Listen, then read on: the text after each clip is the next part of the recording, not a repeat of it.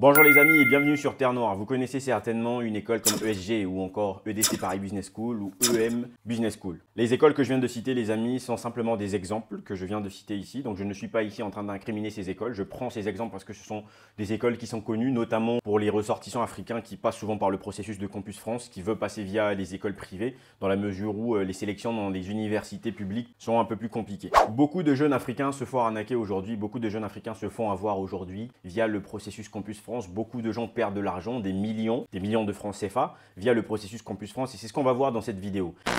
Mais avant tout les amis, si vous venez de découvrir la chaîne Terre Noire, sachez qu'ici on parle d'Afrique, on parle de noir, de tous les sujets qui tournent autour de l'africanité. Si vous êtes intéressé par ce genre de sujet les amis, n'hésitez pas à vous abonner et laissez-nous un petit like pour soutenir la communauté. C'est parti pour le jingle.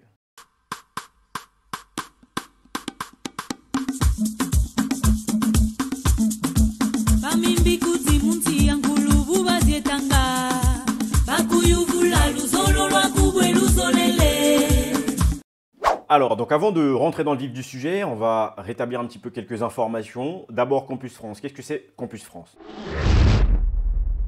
Campus France est un établissement chargé de la promotion des écoles et des études finalement en France. On parle là d'études supérieures ou de formation professionnalisante envers les populations étrangères. C'est-à-dire, je vais vous prendre un exemple. Admettons que vous soyez sénégalais, que vous êtes à Dakar ou vous êtes malien à Bamako, vous avez envie d'étudier en France. Et bien pour étudier en France, vous devez passer par un processus qui s'appelle donc Campus France. C'est un petit peu le même principe. Pour ceux qui sont en France, avant c'était admission post-bac. Aujourd'hui, je crois que voilà, ça s'appelle Parcoursup. Il faut faire un certain nombre de candidatures, il faut positionner son dossier et attendre les réponses des écoles. Une fois qu'on a une réponse positive de la part d'une école, à partir de là, on enchaîne le processus finalement d'inscription normal quand on est en France. Dans le cas de l'Afrique, on passe donc par Campus France où on va choisir des écoles, on choisit des formations, on remplit tout le dossier et on attend les réponses des écoles. Une fois que les écoles nous répondent, on a un rendez-vous avec Campus France pour pouvoir analyser notre dossier et finalement ensuite un rendez-vous avec l'ambassade pour pouvoir essayer d'évaluer si finalement le projet est viable et que ce projet est bien un projet d'études réel et que tout est en ordre. Donc ça c'est vraiment pour expliquer assez rapidement ce qu'est Campus France. Or il s'avère ici dans un premier temps que Campus France aujourd'hui, alors je ne sais pas si ça se passe comme ça dans tous les pays, il y a beaucoup de règles, beaucoup trop de complications, énormément de choses qu'on demande dans les dossiers. Les gens qui reçoivent des refus parfois au niveau de l'ambassade n'ont pas nécessairement des raisons claires sur leur refus. Et lorsqu'on parle du processus de Campus France, passer par les universités, c'est quelque chose de très complexe. Et donc les gens font le choix souvent de passer par des établissements privés pour essayer justement d'avoir une plus grande facilité à être accepté par l'école. Notez bien que ce n'est pas parce que vous êtes accepté par l'école que vous serez potentiellement validé par Campus France lui-même et après validé par l'ambassade. Donc vous avez 3 processus de validation pour un projet d'études, ce qui pour moi me paraît déjà aberrant à partir de là. Les écoles doivent vous accepter, une fois que vous acceptez, Campus France doit valider, une fois que Campus France valide, l'ambassade doit accepter. Bon, jusque là, il n'y a pas de problème, ce sont des règles qui sont établies, pourquoi pas. Sauf que les conditions, déjà au niveau des conditions, c'est problématique. Donc je vais commencer par les conditions des écoles, puisqu'il va y avoir des conditions de l'école, les conditions de Campus France et les conditions de l'ambassade. Alors les écoles aujourd'hui, on a beaucoup d'écoles en fait finalement qui sont là en train d'arnaquer les jeunes, où on vous dit si vous voulez vous inscrire, si vous voulez être dans le processus de recrutement en tant qu'étudiant, vous devez potentiellement verser un acompte. Il y a plusieurs formats, ça dépend. Il y a des écoles qui vont vous demander un acompte, il y a des écoles qui vont vous demander des frais de dossier qui peuvent coûter jusqu'à 500 €. On ne comprend pas c'est des frais de dossier de quoi, à part le processus de recrutement. Ces frais de dossier, ces histoires n'existent pas quand les gens sont en France, je vous le rappelle. Ce n'est pas comme ça que ça fonctionne. Mais qu'en plus de ça, on va vous dire parfois, vous allez devoir verser 1500 € et que si vous versez les 1500 €, l'école va vous accepter et que même si Campus France, par exemple, ne valide pas votre candidature ou du moins l'ambassade ne valide pas votre candidature, vous perdez vos 1500 €. Je prends un exemple sur 1500 €, ce qui me paraît une somme plutôt plus faible, ce qui fait environ 1 million de francs CFA. Sachez qu'il y a des écoles qui vont vous demander même beaucoup plus que ça. Or, les amis, toutes ces écoles savent bien comment ça se passe dans les ambassades. Bien entendu qu'il y a plus de refus qu'il n'y a de validation de dossiers de visa concernant les histoires d'études. Les écoles ont donc compris, beaucoup d'écoles privées ont compris que c'est un gros business. Il faut faire en sorte de pouvoir pousser les jeunes Africains à s'inscrire dans des écoles privées. Ces gens-là doivent envoyer leur argent. Les gens vont envoyer des 1500 €, des 2000 € pour que derrière, ces écoles leur fassent un petit discours pour les motiver à aller jusqu'à Campus France alors que ces écoles savent très bien que la plupart des potentiels étudiants n'iront pas en France parce que ils verront leur demande de visa rejetée. Et donc, ces écoles se font du beurre. J'ai envie de dire aujourd'hui, ces écoles vivent de ça. Ces écoles ont compris. Vous avez beaucoup d'écoles comme ça qui reçoivent énormément d'Africains. Donc, vous le savez, on le sait. Ces écoles sont en train de vous arnaquer, mais dans les règles de l'art, puisqu'ils vous écrivent un certain nombre de choses dans les documents où ils vous disent que tout est clair. À partir du moment où vous signez, vous savez que vous versez 1 million de francs CFA, vous n'allez pas pouvoir le récupérer. Mais comme les Africains ont une grande volonté d'aller étudier et qu'ils y croient à 100% que ça va fonctionner, forcément les gens signent et envoient de l'argent et derrière, on sait ce qui se passe.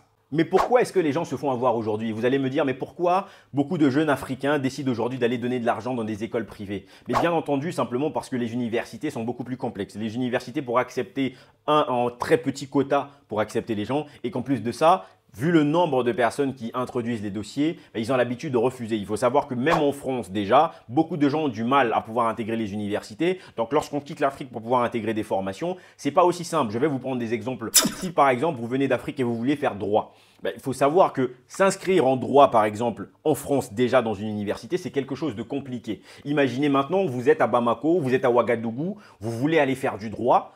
Forcément, vous avez beaucoup moins de chances puisque déjà les gens qui sont sur le territoire n'ont pas beaucoup de chances forcément de pouvoir avoir une validation. Vous imaginez, vous qui êtes à Ouagadougou, qui êtes dans un processus beaucoup plus long, vous aurez beaucoup moins de chances. Et c'est ça qui pousse les jeunes Africains à partir vers des écoles privées pour se dire, bon, ce n'est pas très grave, je vais m'inscrire dans une école privée, je vais essayer de faire une formation et qui plus est, à un moment donné, si je me rends compte que finalement, il vaut mieux que je change, je pourrais sur place changer de formation. Or, vous ne vous rendez pas compte que lorsque vous prenez les choses dans ce sens, vous oubliez le fait qu'il y a une grosse possibilité que le visa ne vous soit pas accordé et que surtout beaucoup d'écoles aujourd'hui ont parfois une certaine mauvaise image. Je parlais d'écoles privées au niveau même de Campus France ou de l'ambassade, que lorsque vous partez dans ces écoles-là, en fait, ce n'est pas quelque chose qui va vous garantir un visa. Ce n'est pas parce qu'une école a validé votre dossier que votre visa est garanti. Pas du tout. Donc, ces conditions financières sont en train de nous appauvrir. Nous avons une grande volonté à trouver ces millions de francs CFA pour envoyer généralement dans ces écoles qui finalement bouffent notre argent ou après vont vous dire, des fois ils vont vous dire ne vous inquiétez pas,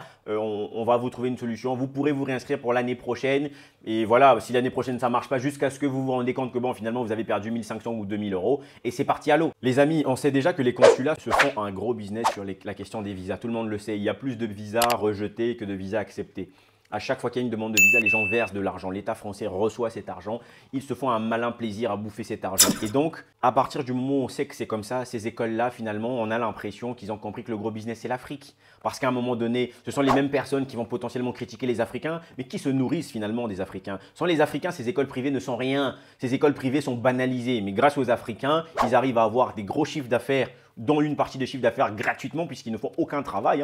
Ils prennent un acompte de 1500, 2000 euros. Ils se font du beurre. Et donc, les écoles savent pertinemment que beaucoup ne vont pas avoir de résultats positifs, mais ils font que les embrouiller. Ça, c'est une réalité. Je tiens à vous rappeler ici que les prochaines fois, pour celles et ceux qui ont des ambitions ou qui sont déjà dans le processus de Campus France, prenez cette information avec une grande importance pour que vous puissiez vous rendre compte qu'il y a vraiment toute une organisation, j'ai envie de dire, d'arnaque légale. J'appelle ça arnaque, mais en réalité, c'est quelque chose de légal. Mais on est en train de jouer avec vos émotions, on est en train de jouer avec votre motivation pour vous pousser à intégrer des écoles, simplement pour vous bouffer de l'argent. Cette situation devient de plus en plus catastrophique. Ces écoles se font de l'argent sur le dos des Africains. Je pense qu'il est plus que jamais temps de mettre en place un certain nombre de plateformes qui vont pouvoir effectuer un peu plus de suivi. Je ne peux pas comprendre qu'aujourd'hui, il n'y ait que ce processus par Campus France pour pouvoir intégrer les écoles en France. Et même s'il y aurait potentiellement, d'accord, Campus France qui soit mis en place, je ne comprends pas que les États qui voient effectivement un gros flux migratoire de jeunes étudiants africains partir vers la France, qui ne mettent pas en place des solutions pour pouvoir assurer du moins le suivi. Alors, je pense qu'à un moment donné, il est aussi dans le devoir de la jeunesse, de tous ces jeunes étudiants qui ont intégré finalement les écoles en France et de tous ces anciens étudiants qui sont passés par Campus France, de commencer à réfléchir à des potentielles solutions pour essayer au moins d'éviter ce processus d'arnaque parce qu'à un moment donné, ça ne peut plus tenir de la sorte. Donc, je pense qu'il faut aujourd'hui créer des espaces, rejoindre des choses ou du moins commencer à trouver des moyens de créer d'autres formes de garanties pour que les étudiants africains puissent étudier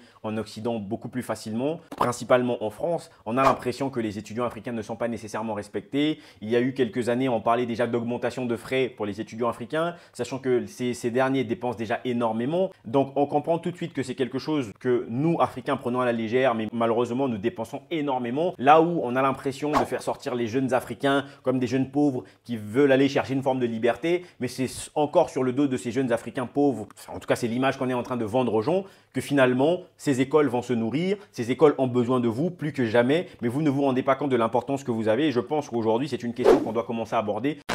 Les amis, je ne sais pas qu'est-ce que vous pensez par rapport à ce sujet-là. Je ne sais pas combien de personnes, moi je connais des témoignages de pas mal de personnes qui se sont fait bouffer leur argent le plus simplement possible. Ils ont perdu 1 million, 2 millions, 3 millions de francs CFA pour les histoires des écoles. Plusieurs fois, ils ont passé dans Campus France, ça n'a pas marché au niveau de l'ambassade. Parfois, on donne des raisons bidons qui n'ont aucun sens. Et je pense qu'à un moment donné, il va falloir stopper ça. Si vous aussi avez des expériences comme ça, si vous aussi savez comment ça fonctionne, si vous aussi pensez ce que je viens de dire, je pense que vous pouvez le faire savoir aussi en commentaire parce qu'il est grand temps que les choses changent. Et j'espère que ça va changer d'ici là. Mettez-vous en garde, commencez à vous organiser au maximum les amis. Moi je vous dis à très bientôt dans une prochaine vidéo. Imeni.